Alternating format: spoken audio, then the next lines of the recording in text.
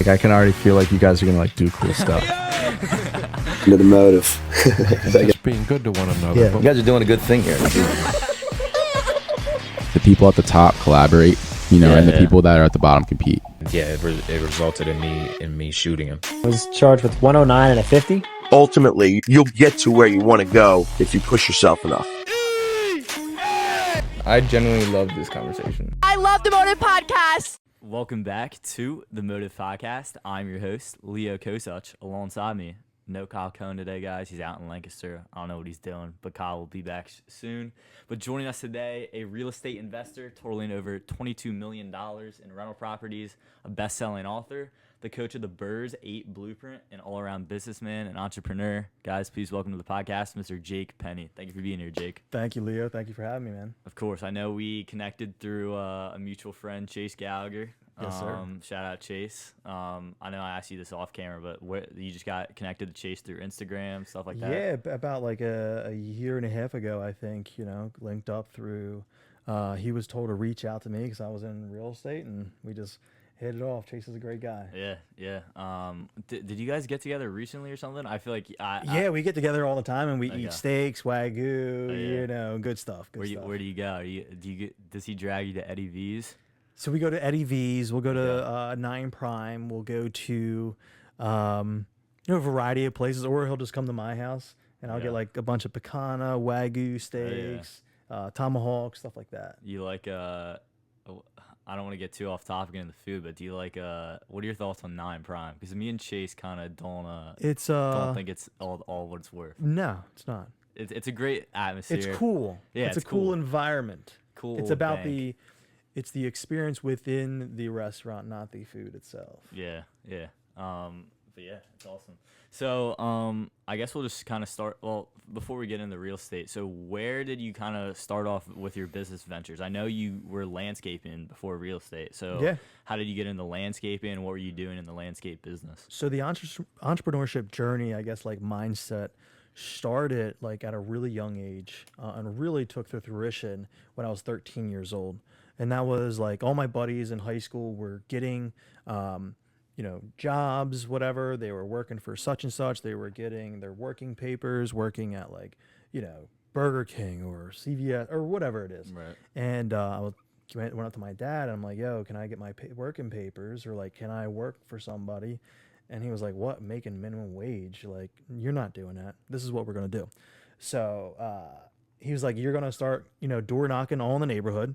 You're going to start making flyers on Word, and you're going to start a landscaping business. So he bought all the equipment for me, and we made a bunch of flyers. I went door knocking all over the neighborhood, got a bunch of lawns to cut, mulch jobs, tree trimming, bush trimming, stuff like that. Eventually, had people from high school working for me. My mom, worked like, part days. So after school, eventually I needed a trailer now because we needed to go to multiple different neighborhoods. So after school, we would hook the trailer up to her SUV, and she would take me to the jobs and literally sit in the car until I was done whatever job I was done. Thanks to mom that, most people wouldn't do that. And then eventually just grew that throughout high school. At the same time, my Aunt Donna, she worked for DuPont Tax Department. If people don't know, that's a huge corporation all across America that is in Delaware. And she would always talk about investing, Peter Lynch, Charlie Munger, Warren Buffett. So I got a real interest for investing in the stock market early on. And my parents actually opened me a brokerage account with TD Ameritrade to trade stocks. So everything that I made from landscaping, I put into the brokerage account. Now, mind you, no investing experience whatsoever. My parents didn't have any investing experience whatsoever because it was, for me, it was like, hey, I'm just going to fall on my face and learn this stuff. Maybe read a few books, look online for stuff. I started trading stocks at 13, investing in the markets. Grew that all throughout high school while growing the landscaping business. And then, one day I had this crazy trading day. I was like 18 years old. I was actually down the beach at my parents' place in Wildwood. And I made like 30, 40 grand in like the matter of an hour. Okay. And it was just an ego burst to my head at 18 years old that I nearly lost my whole account within the next like week, 2 weeks. And so I was like, man, this is crazy. And then I also experienced a lot of things in the market through like trading the whole time. Like, this is unpredictable. You know, it's no longer about companies, what their profit and loss statement is. It's more so about trader psychology, tweets, foreign relationships, wars. Like, that stuff manipulates the market, not the actual value of the companies. So like, what's the next best thing? And my dad had a lot of wealthy friends, still does to this day, and they were all in real estate. They owned real estate brokerage companies, title companies. They owned apartment buildings. And not that I had like the whole rich dad, poor dad thing, but I saw what my dad's friends had, and they had like freedom. These guys had Ferraris, Rolls Royces, Bentleys, G-Wagons, shit, like, you know, mansions on the like that back up to a Aronimink golf club, you know. And I'm like, it's a great area. Jesus Christ, man, what are they doing that my dad or that anybody in my family are doing? So I was like, all right, the next best thing is got to be real estate. Again, no financial investing experience whatsoever in my family at all. I don't even think one person graduated college in my family. So I was, you know, out to the wolves, learning on my own again. And, you know, went to college, wind up dropping out because it wasn't for me. And I was like, man, like, this real estate thing is what I want to do. At 21 years old, I purchased my first 3 properties, all within the same month, not knowing where I was going to get the money for it. I had still some money saved up from landscaping and like trading. It was only like $50K. And I put all that as down money on these 3 properties to buy. Again, I've never had a tax return before, never had a W-2. So I went to every single bank in my local area and was like, hey, you know, I have these 3 awesome deals. Look at the numbers. They really work. And every single bank denied me because they wanted tax returns, W-2s, and traditional banks don't lend on distressed properties. So I was like, yo, Dad, can you help me out, man? You helped me out when I was 13, get me started. Can you help me out now? Reapplied to all of them. Again, they denied every single one just because they don't invest in, you know, they don't give mortgages on distressed property. They give mortgages on homeowner properties. So I was forced right away at 20 years old to pick up the phone and start dialing for private money. And when I say private money, that's individuals that have investment capital sitting in a bank account, or they have a self-directed Roth IRA that they're tired of the volatility of the stock market and they want to invest as the bank in real estate, not actually be a landlord or anything, but they want to, you know, earn a consistent, predictable return on their money without the day-to-day nuances. It's no different if, you know, you were to go to Chase Bank and get a mortgage for your home. The Chase Bank is the bank that's lending you the money. I taught people how to become the bank and cut out the middleman and start making real returns on Main Street instead of Wall Street. Right. Yeah. Love it. Just to rewind it a little bit. So was your dad very like entrepreneurial to like push you to do that, or like what was his background? So my dad is in auto body business. And he's had his own businesses before. He had his own auto body business. You know, before that he had a carpet cleaning company. So yeah, I mean, I would say he's like entrepreneur-ish, but just the hardest working person I know. Yeah. And he was just like, if you want something, you go out and get it. Yeah. And you work, you know, 18-hour days if you have to. Okay, yeah. Yeah, it's kind of funny that you were mentioning like TD Ameritrade at 13. Like that's the exact thing I did. I was 13. I got a TD Ameritrade account. Like, nice. First, I was like over COVID. I was like, yeah, just why not? I mean, I didn't like really pay attention. I bought Peloton. I made a really nice amount of money on Peloton right before COVID. That's like about all I did with it. But I mean, I still have it. I still kind of mess around with it. Do you do crypto at all? Yeah. I actually, pretty funny. I do crypto. I don't do crypto. I speculated in crypto, not invested. Bought a bunch of shit. Lost a lot of shit. But my craziest investment in crypto was crypto miners. So Bitcoin, I bought a bunch of Bitcoin miners. from this company called VBit Mining out of Philadelphia. They were a global company, and they offered mining services through their warehouses. So you would buy a Bitcoin miner, and I bought like $100,000 to $120,000 worth of Bitcoin miners, and they were great. They were making like $4,000 a month cash flow. No tenants, no toilets, no nothing, just straight paid out in Bitcoin. You transfer over to USDC and you get American dollars. Right. Until they were shut down by the SEC for a Ponzi scheme, and the whole thing was bullshit, and everybody lost their money. So it was great till it wasn't. Really? Now, does it actually work? Yeah, but I invested in the wrong company. So why did it get shut down as a Ponzi scheme? Because they weren't registered as a security. They were just taking people's money without proper regulations, licensing, SEC guidelines, stuff like that. And the big players on Wall Street that regulate everything were just like, nope, you're done. Do you think Bitcoin is still kin? I mean, I heard someone today talking about how they think Bitcoin's going to 15 million someday. Like, I'm just gonna keep pumping it. I was like, I mean, it's still the number one most talked about. Like, there's a lot of things that revolve around Bitcoin. But. I'm just a real estate guy. I like something that's tried true. It's tangible. You can touch it, feel it, you can see it. Everybody's going to need a home no matter where they're at in their life, whether it's a mansion or a box. I don't know if everybody needs Bitcoin. Maybe they do, maybe they don't. But it's also not an income producing asset. Bitcoin is just a store of value. And if you buy a Bitcoin, you can't really make money off of it. And it's super volatile, right? You saw 2 years ago, maybe it was like 14 grand, 16 grand or whatever, and before that it was like 72. Think if you invested at 72 and you just lost your shirt. I mean, now it's at what, 120? But it's like it's like a gamble, and it's too volatile for me. Yeah, for sure. You went to college, you said. Where did you go? What did you study? I went to Bloomsburg University in Upper PA, Booneytown. Studied business. I always wanted to do business. And then I went over to pre-med because I always wanted to help people, and I I always wanted to open up my own practice, at like a Rothman Institute, just totally balls out, like create a big medical company, or like biotech, stuff like that. And then I was like, well, this is hard as shit. I'm not a good student whatsoever, never was. So I went back to business management, or whatever they call it.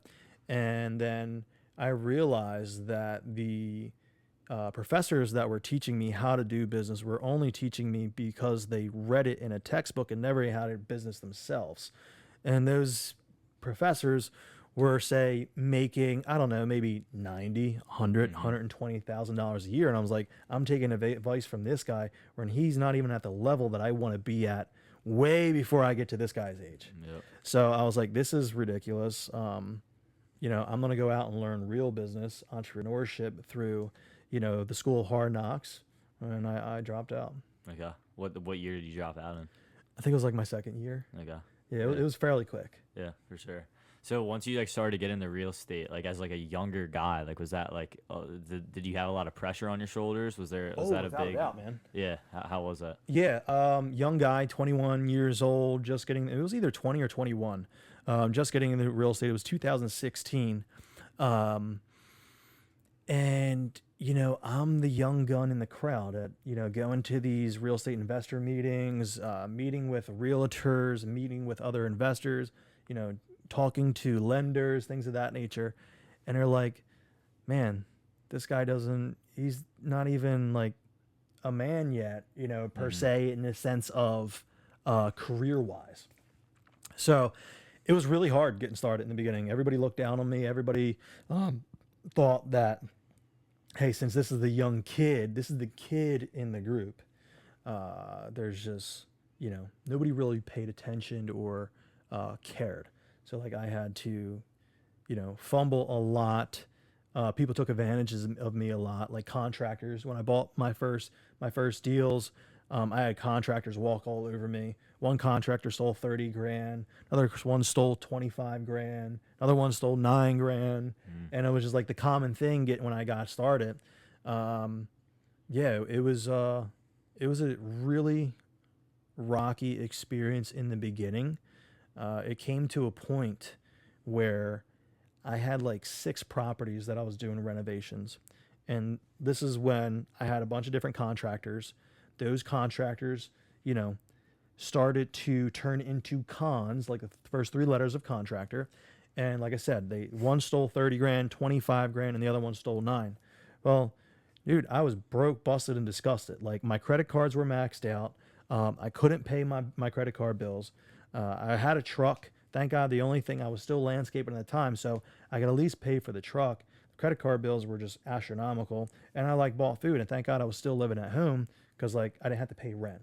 But I was still buying equipment and stuff for like landscaping. And I went to my parents, and I was like, hey, can I borrow money? Like, I need to finish these projects to pay off these investors. It was like over $500,000 that I owed to these people that trusted in me to get their investments from start to finish, pay them a good return, and sell these properties. And my parents, were like, hey, no, we don't have any money for you. And why don't you just cut your losses, sell them how they are, and go get a job, work the rest of your life paying these investors back. And I was like, there's no plan B in this for me. Luckily, my parents were like, hey, we'll put on our tool belts. Same with my partner, Leanna. She's on my book right here. That's my partner in life and in business. Her dad said the same thing. It was like, hey, we're not going to give you any money, but we'll put our tool belts on and work every single day after our 9-to-5 jobs and help you finish these projects. Mind you, I've never done any construction whatsoever in my life. My first rental property, I installed cabinets and I didn't even know what a stud was. I just drilled the screws into the wall. The tenant moves in. Next thing you know, a few weeks later, they're taking a shower and all the cabinets fell off the wall because I had no idea what a stud was. So it was a whole learning experience. But it was an experience that really taught me what goes into the renovation side of real estate, from learning, literally having no idea what the hell I'm doing, to learning and putting in the work and actually, working with the tools, figuring out what does what. And it was a crazy experience in the beginning that I almost had to, go bankrupt at like such a young age, at like 23. Yeah. Because there was no way I was getting over $500,000 back. Our parents didn't have it, and there's no way. They're, middle class people. Right. So yeah, it was hard in the beginning. Yeah. There's a kid. Do you know this kid, Matt Hutton, by chance? I do not. He's a local kid doing real estate. We had him on the pod like a year ago. He's probably like 19, 20. I just wasn't sure. He's cool. Shout out Matt. I just thought of the name. But yeah. So you're bankrupt. You were down. I wasn't bankrupt. Almost. It could have been. Could have been. Okay. But you were about to cut your losses. So like, where did the first like big deal for you came that you saw a lot of potential in real estate? I would say it was a triplex. Not too long after that I purchased for $75,000. Total home run deal. Wound up being worth $560,000. Wow. I bought for 75 grand. How did you find it? Through postcards. Okay. Yeah. So this guy had my postcard for like 6 months. Finally calls me, and he's like, "Hey, I want to sell," and I think he wanted like 89,000 for it at first, and I was like, "I'm not letting this," because even 89,000 is a deal. I was like, "I'm not letting this guy leave. Well, I'm not leaving this house, this triplex, until I get like a handshake and a signed contract." So we walk out the door. And I'm like, listen, what do we have to do for you to accept an offer right now? I was like, 89 isn't doing it. He was like, 75K. I was like, I went to the car, grabbed the contract, wrote it all up. And that was like my first like huge, great deal. Still have it till today. Okay. What was I gonna ask? Did it go like smoothly, like you said? No. No. Okay. No. Well, no, it went smoothly. Yeah. Yeah, it went smoothly, but it was a full gut triplex.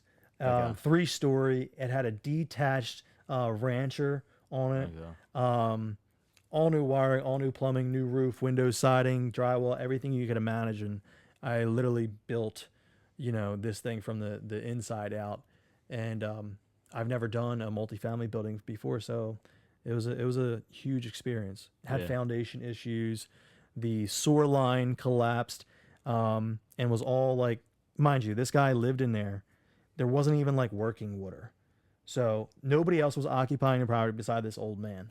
And little do I know, like the sewer line, 120 linear feet of sewer line is just totally rotted out underground, probably like 15 foot deep. So that alone was like 40 G's. That I was like, oh shit, not equating for that. But it was an experience. We still went, made a bunch of money, still made a bunch of money over the years till today. Yeah. Was there one biggest thing that you learned from that first big experience? What do you say? And I'd probably say that get your ducks in a row first.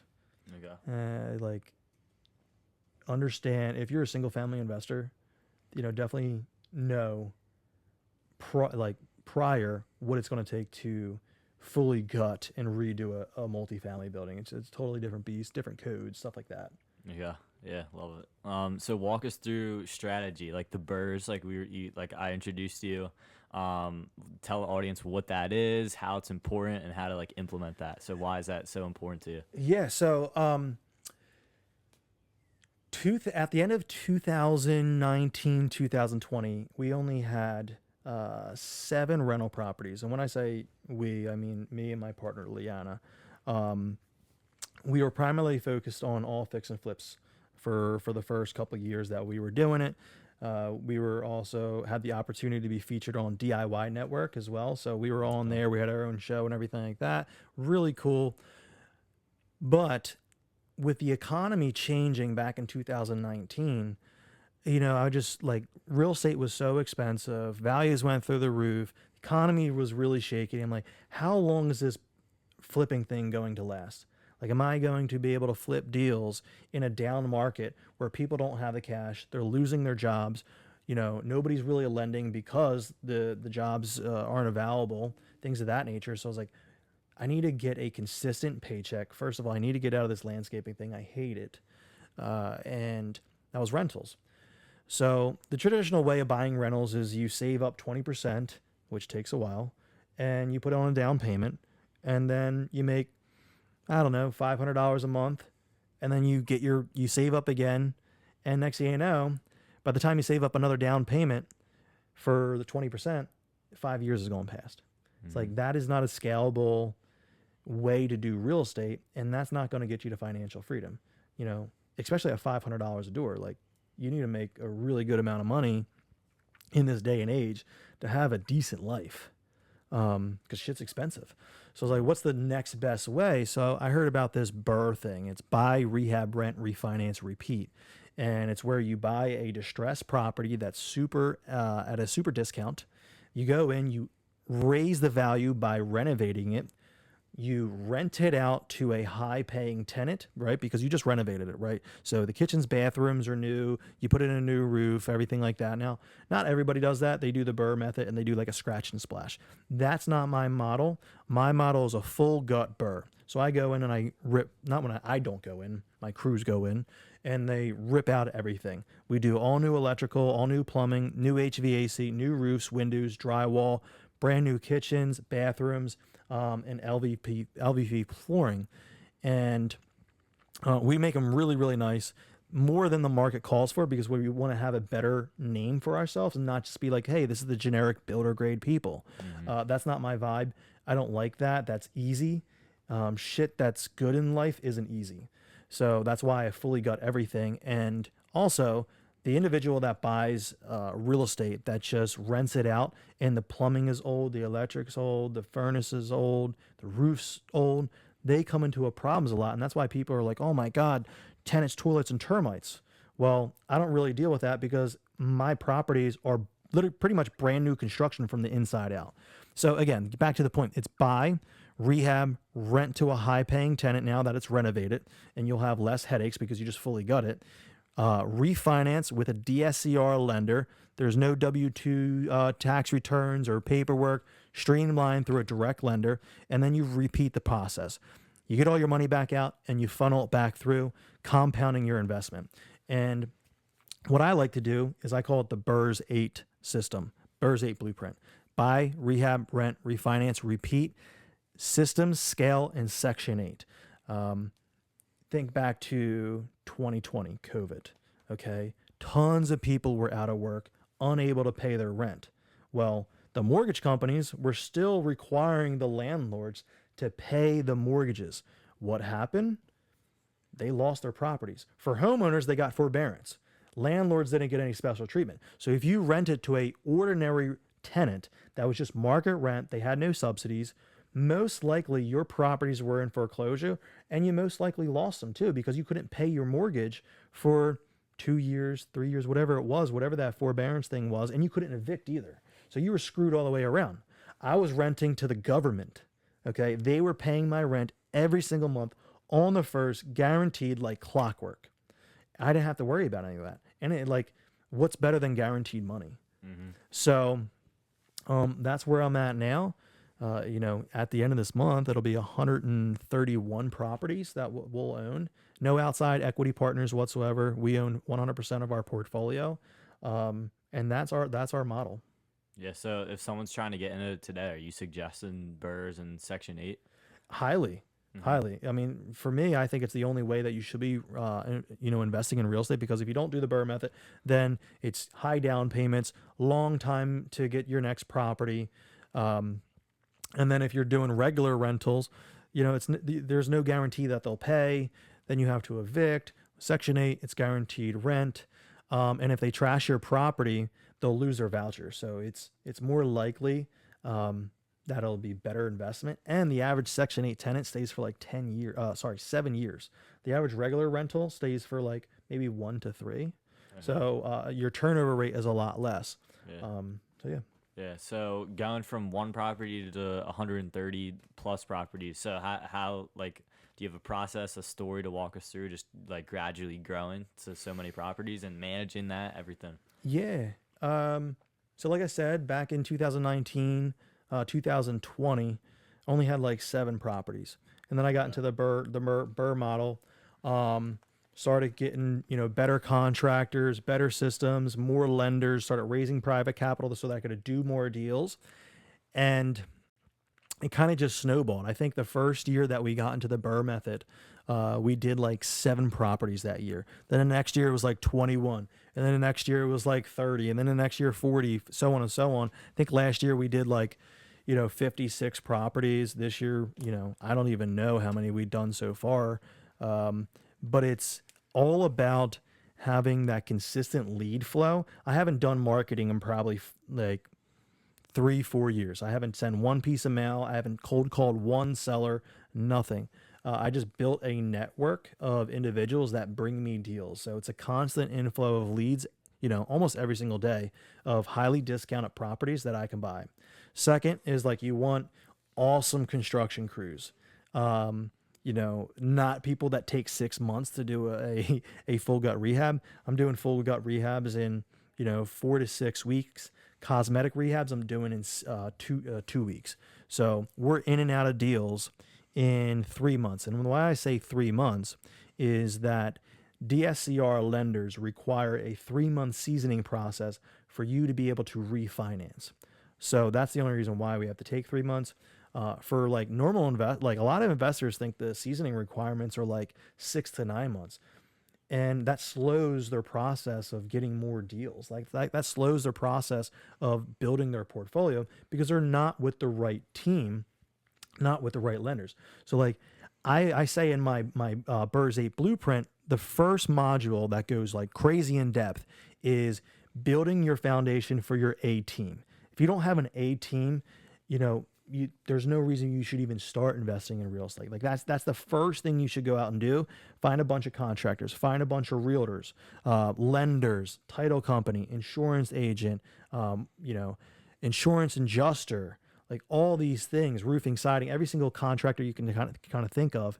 Build that database, ask for referrals, go to the jobs that they're doing, get like fake quotes on, properties that you don't own, just so you understand how they quote a renovation or the insurance. Hey, can you quote 123 Main Street for me? Sure, this is what it would cost. Like understanding all that stuff prior, that way when you finally have your first deal, you're taking off. Yeah, 100%. What systems do you implement for like managing everything, running everything? I know you were kind of talking about like some automation stuff or like off camera. Yeah, we manage 100% of our portfolio. We don't have any property managers, stuff like that. We did in the beginning and realized that nobody cares about your property more than you do yourself. And you're also paying a property manager between 8 to 12% off the top of the rent. And then if you factor in the upcharges on like any maintenance requests or anything like that, it's really like 15 to 18% of your rent per year, not cash flow, total gross rent. And they take the first month's rent up front too as a fee. So it's like, how's this profitable whatsoever? Like by the end of the day, they ate all my cash flow for the whole year, and they don't care as much as I do about the property. They're not like, they're screening, but they're like not really screening much. They're like, all right, this one somewhat qualifies. It's a payday for us. Let's put him in the unit. So we brought all that back in-house, learned a bunch about property management, systems and processes. So we use a system called Door Loop. It's the newer company on the block. A lot of the other property management softwares was like Buildium, Appfolio. I don't know the other ones, but like they're like the archaic ones. The Door Loop is the modern person on the block. Super streamlined. Everything's virtual. Tenants have any like maintenance requests or anything like that, they have their own portal on the back end. They take some pictures of it. It comes in, and then it gets shot out to the proper contractor that we have that's affiliated with that trade, whether it's plumbing, electric, roof, or whatever. We still see everything on the background just to be like, all right, well, that was definitely a tenant issue that they caused, or hey, it's on us. Tenants pay for anything under $300 or $500 in our leases that's caused by them. So, we'll bill back anytime, or we'll tell them, hey, you have to go get this fixed yourself. And then on the construction side, we use a software called FlipperForce. So we used to use a bunch of free systems, or just no systems at all in the beginning. A lot of our stuff we were running out of like WhatsApp. Sorry about that. We just had a quick cut in the podcast episode, but we are back. So, Jake, what is the biggest loss you faced in landscaping or in real estate, monetarily wise, everything? I saw on your Instagram you had something about arson. So can you walk us through that? Yeah. So two biggest losses. One would be a fix and flip property that we bought, and throughout the process, we're like, hey, this could be our home. This would be our primary resident. So started doing like a bunch of crazy renovations down to how I would want it, setting up outlets appropriately for a studio room, things of that nature. It went totally over the top in this property. Wind up not wanting to live in that certain neighborhood, and took it on the chin, 40 grand. The other time around was when we had these Chileans working for us, and they took off with 30 grand of our money. Now, mind you, that 30 grand was part of the renovation budget. So we had to dish out more money to actually finish the property. So I think at the end of the day, because they were doing it like super cheap, and it wound up costing like 30 grand more than what they said. So we wound up, I think, losing like 36 grand on that. So yeah, I mean, it's I call it tuition to the market, to where, if you can recover from that shit, great, because you learn a lot. What's the biggest lesson you've taken out of losing money on a property? Cheap isn't always great. Okay. And don't trust like your personal instinct too. Is that a lesson to don't buy something for you personally? I mean, I feel like that goes in a lot of things. If you're going to buy something for an investment, start to finish, you keep it as an investment. Yeah. And then walk us through the arson story quick. Yeah, so we bought this 8-unit building, very unique property. It wasn't actually 8 units in a single building. It was 8 single-family properties on one parcel, one lot. And so they're all like 4-bedroom, 1 bath, like 1,500 square foot. Some were twins, some were like single family detached, and we bought it for like 480,000, super cheap, and none of these tenants were paying. There was gangs in there, drug dealers, crackheads.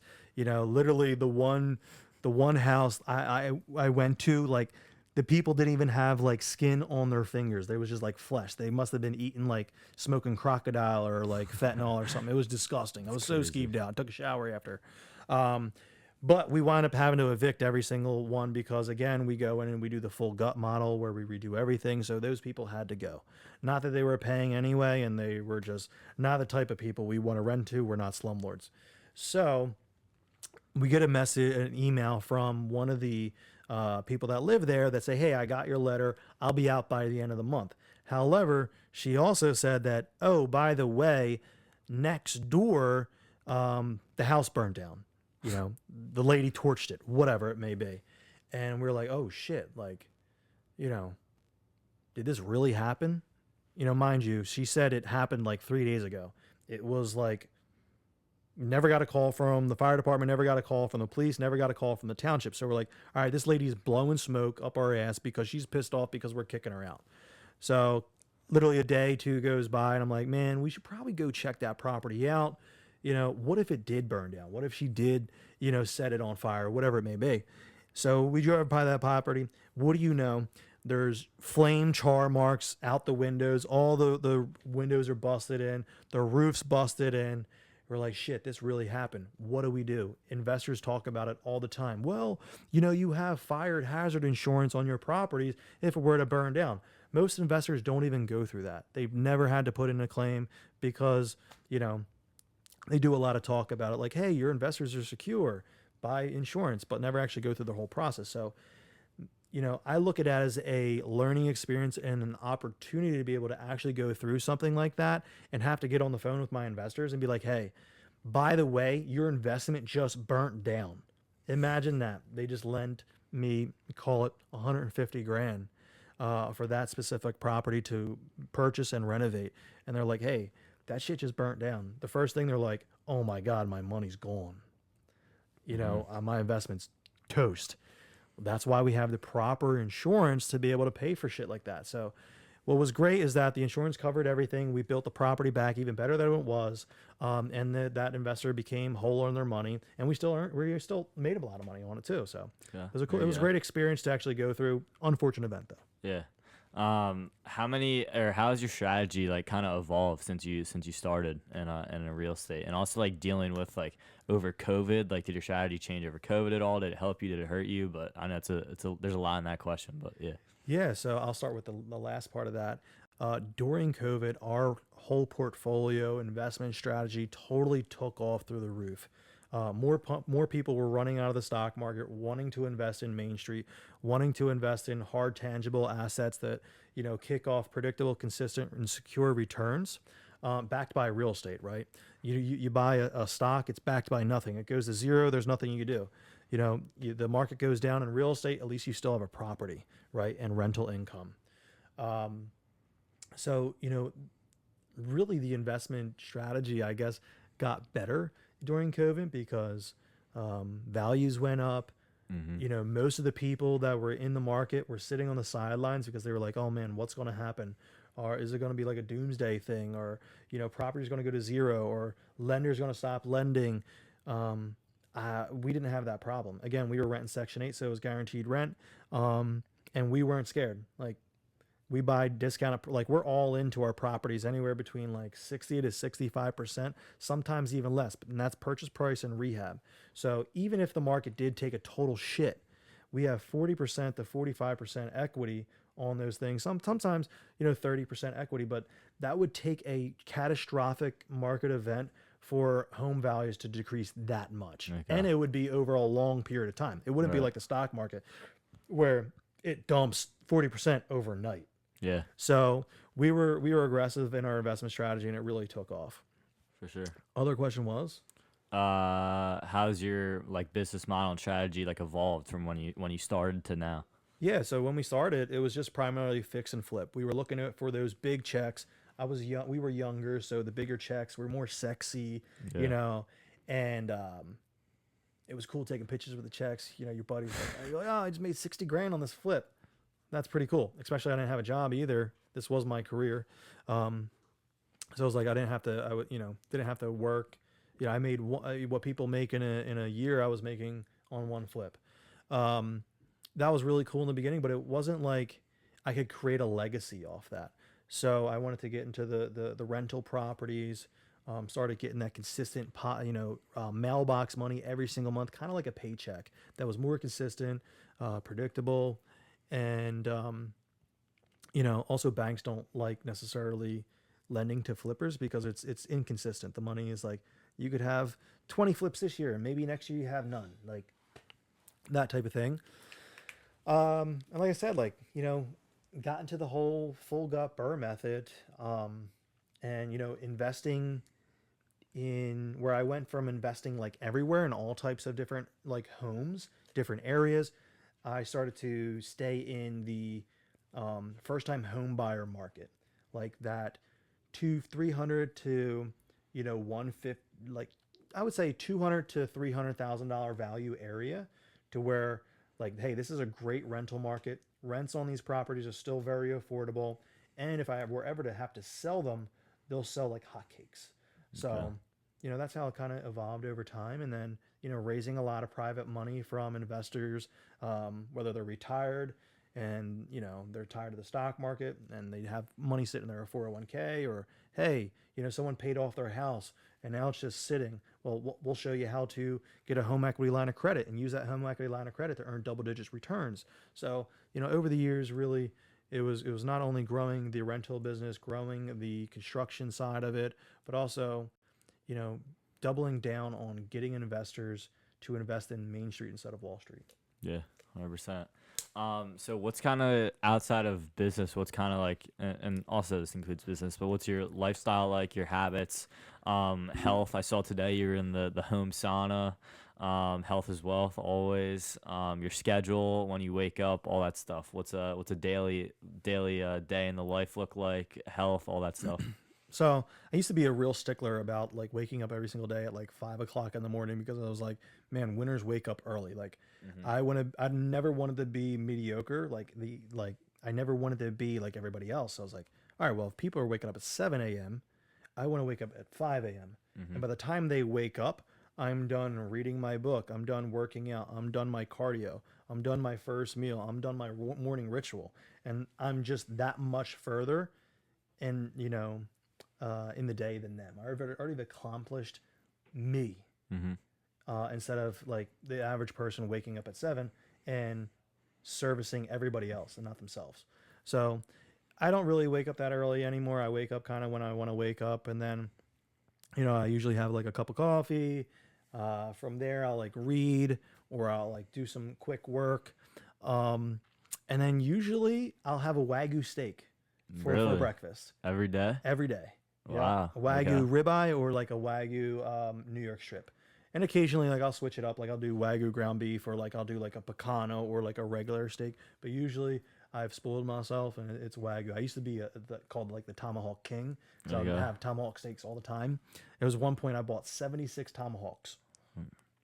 Had a big Pocono, awesome. Had a big Pocono party. Everybody had tomahawks, but my freezer was still stuffed. And then, I'm doing the sauna. I built like this whole superhuman protocol where I have a 6-person traditional rock sauna with infrared chromotherapy lighting. I have a vibration pulsation plate that helps with regenerating cells and stuff like that. I have 7 infrared light panels. It's 7 infrared types of light in these panels. That is good for like, a bunch of shit. I have a cold plunge, soon to get a hyperbaric oxygen chamber in my house, stepper, full gym, everything like that. So I do like that full superhuman health protocol in my house. Then I go to the gym, do some more cardio. Always walk the dogs 3 times a day too. Like, 8 o'clock to 9 o'clock, in that range, I'm walking the dogs. 12, 1, walking the dogs. At night, walking the dogs. So, getting some outside time. Outside of that, man, I'm either on the road looking at new deals, getting the next one locked up for myself and my investors, because you have to think, so many people trust me with their investments. You know, I have people that have $1 million plus with me. I have multiple investors, and those individuals expect me to go out and find more deals so that they can place their money and, you know, have them earn a return. A lot of these people that are investing with us are retired. So I am literally their retirement account. I literally support their day-to-day, month-to-month based off of their principal capital they put with us. So I'm a fiduciary to them to go out, hit the streets, and find more deals, check on jobs that they're invested in, making sure they're going properly, make sure we're hitting target numbers, things of that nature. I mean, it's not this glorious thing. Like, it's not like the Miami lifestyle, even though, you know, it could be. But yeah, it's nothing crazy. You know, I'm a super big fan of watches. You know, I'm a watch collector. I go to watch events all over, in Miami, New York City, Philadelphia. Right now I'm wearing a 18 karat rose gold Breitling Navitimer. You know, I have a gold stainless Rolex. I have a Breitling Super Avenger that's like a 5-pound dumbbell, all iced out. You know, I like that type of shit. I like cars. I know I said this. I love steaks. That's who doesn't like all that stuff. Are you? I'll get back into the watches and cars. I'll start where you first started. With the Wagyu in the morning, are you like doing that with like some fruit, like stuff like that, or are you just eating like a straight like savory steak in the morning? No, I was doing that. You know, I followed like the Liver King, and there's this other doctor guy that's actually friends with the Liver King that no longer like associates with him. I was following him more. I forget what his name is, but he's like all like animal based and like fruits, like papaya, all that stuff. But the thing with like fruits, especially for my body, is it spikes my insulin level too much. Not that I'm diabetic or anything, but I like invested in like NutriSense to where I can monitor my glucose levels and see how my body reacts to different foods. Because when your glucose spikes, it puts you in a fat like producing your body in like a fat producing system. So it's like fruits, even though they're healthy for you, they spike insulin, and your body's more susceptible to create fat in that timeline. So I was like, man, I don't want that. So not anymore. You know, it's usually it's just steak on a grill or steak in like, you know, pan-seared, whatever. Interesting. I totally forget what I was gonna ask you. Do you do any like supplements or anything like that? Yeah, we see 2 anti-aging doctors, so we're really big into that. You know, I was into that as a kid because, you know, in my earlier years as a kid, like I had a lot of family members, not like parents or anything, but like aunts, uncles, stuff like that pass away. So I was like I was crazy scared of death. So I've always been obsessed with like, hey, how can I live till like I'm 120 years old or longer? So we started seeing an anti-aging doctor, I think when I was like 24 years old. He does all like the professional athletes in Philadelphia. He even does like Gronkowski's family, very well-known Dr. Kepko, Red Rose Rejuvenation. And like, yeah, I'm super into like anti-aging supplements, stuff like that, peptides, all that stuff. And then we see another telemed company that's also anti-aging called Transcend Company. Okay, cool. For watches, do you know like Alex Serrano by chance? No Waitlist. No Waitlist. I don't know him personally, but I've seen him on social. Yeah, he's cool. I was on a podcast with him like a year ago. We talked watches forever. I mean, I'd love to get in the watches more, of course. Like I got this nice little. So I work. Do you know like Valvetronic? The company, they do car exhausts. Okay. Their founder, his name's Austin Huffman, total beast. He's 27. I've actually seen him on social as well. Yeah. Yeah. So Austin runs the company. They have a great media team. Brandon is his name. Chase, like I figured like you've probably been in the vicinity of them so many times. Like it's a big community. Like Chase has kind of run into them. Like they're around like KOP, the Eddie V's crew. Like they've been there a couple times. But they all wear.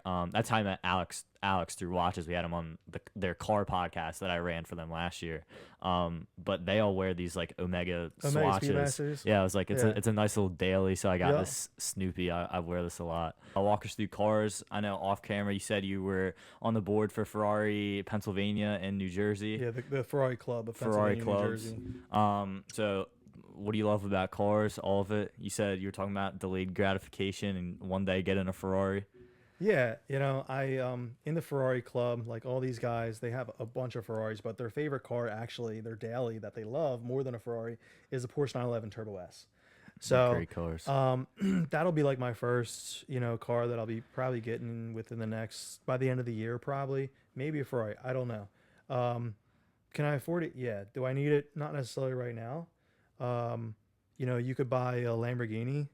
I love Rolls Royce. Like I have like 8 cars. Yeah. But right now it's just not totally necessary. Yeah. I'd rather just keep reinvesting like I've always done, and just build a crazy empire. Yeah, I got my realistic high school dream car back in the fall. You probably saw out there, a little yellow Porsche. Yeah. I've been wanting a 986 Porsche Boxster forever, like a realistic, like high school, like not too expensive. Yes, the maintenance sucks because it says the word Porsche on it, but really, you think? It's I have whatever. a brand new Porsche Macan GTS, That's what my dad has. My dad has a Macan S. and I think the service is by far the best. Like I have a Mercedes AMG, and Mercedes is the worst, and it costs so much. Every time you go to just get like your average check-in, it's like $4,000. I go to Porsche, and it's amazing. Well, I think the Macan and the SUVs are also a little different because like the Macan is so much like Audi sourced right now, so it's like it's not as like expensive as their sports cars, and that's just like new Porsche in general. This is a 25-year-old Porsche, and it's like mid-engine. So it's like, for example, to do the spark plugs and ignition coils, usually you just go in and you do that in the engine. It's mid-engine, so you gotta take the time to take the freaking wheel off, jack it up, to do the easiest thing ever. It's just like little stuff like that on a mid-engine 25-year-old little sports That's how car. my first BMW was. The coils kept going. Okay. Yeah. Yeah. What was it? Like a 3 Series? Yeah. When I was 16, 17, I bought a BMW 328 Xi. Okay. So- Yeah. Nothing more better than like a teenage beater BMW. Well, it was like only like 2 years old. It was like pretty brand new when Yeah, I I'm got sure. it, but I beat the shit out of it. Yeah. Yeah. So moving on from the cars, the hobbies, everything. I guess give us some like advice, mindset that you have to people getting into real estate, especially at a younger age, and in today's age, especially the BRRRRs method, everything. What are your biggest takeaways and suggestions to people getting into real estate and currently in real estate? Yeah, I would say, man, like get a mentor that has accomplished what you want to accomplish, or that has gone through everything already. That way you can avoid like costly mistakes. They've already done it. You can learn from their track record. They made these mistakes, so you don't have to make them now. Save the money. So yeah, get a mentor that's already done it and is where you want to go, so that they can give you the vehicle, the business kind of in a box, and be like, hey, here's everything. Now just go out and do it. Instead of you trying to learn or like read a book or something. Like books are great. I love books. Like I even authored my own book, No Sweat Real Estate Investing, where I literally talk about the 5 profit centers of real estate, a little bit about the BRRRR strategy, and I talk about private lending as well. So if you want a copy of my book for free, go on my Instagram, Jake Penny Real Estate, and just DM me No Sweat. I'll send you a copy, PDF version of it. But yeah, get a mentor, guys. You definitely need it. Don't have an ego and think you don't. 100%. What are your future goals in life, both business wise and personally? If you had to pick something, and yeah. I want to be the biggest household name when it comes to private lending on Main Street real estate investments. Outside of that, I want to have like 1,000 houses. Yeah. Like that's my big, hairy, audacious goal. I'll definitely get there. It's not like, oh, will I? Yeah. I definitely will, based on how much we've been buying for the past year and like the track record. Like by the end of this year, we'll probably be at like 160 properties. And we invest in pretty much all single family home. We have apartment buildings, but like not many. So it's like, all right, well, I went from 75 at the beginning of the year, I think right around there, somewhere around there, to now like 131. Okay. So it's like, if I just take another year, that's 30 more, and then you just double and double and double. Right. Yeah. Where do you see yourself in 5 years? Oh man, houses in Florida, Utah on the mountains, Okay. travel in the world, crazy exotic car collection, Just full freedom. Not that I already have financial freedom, but just at a crazier level. Love it. And one more question. We ask this to every guest, no matter what their age is. They can be younger than us, the same age. What is your advice to us? What is your advice to us? Think bigger sooner. Don't get trapped in the mindset that is, bred in the school system. That's like, hey, you have to, get good grades, go to school, get a good job, retire, die, all while making the owner of that company's dreams a reality when you had your own dreams. So go out there, chase your dreams. Don't give a shit about what anybody says about them. Don't give a shit about what your parents say. If you want to go do something, you go do it. You'll always have naysayers. Most of the time, it's the closest people to you. So get comfortable being uncomfortable. Getting people that were once your friends out of your life because they don't support your bigger vision. They just don't understand because they don't have the capacity to be able to think that big. So think bigger sooner. Go out and do it, and get a mentor with whatever you're doing. If it's health, fitness, whatever. Love it. Appreciate that. Everyone, Jake Penny on Instagram. Shout out all your platforms. Yeah, Jake Penny Real Estate on Instagram. Also, Jake Penny REI on Instagram. Philly Fortune Talks podcast. Check it out. You can get my book, No Sweat Real Estate Investing. DM me. It's also an Amazon bestseller as well. And then if you're interested in learning the BRRRRs8 Blueprint, message me BRRRRRs8 on Instagram, and we'll see if you qualify to join the program. Love it. Thank you for coming, Jake. Appreciate it. Motive Podcast signing off. Peace.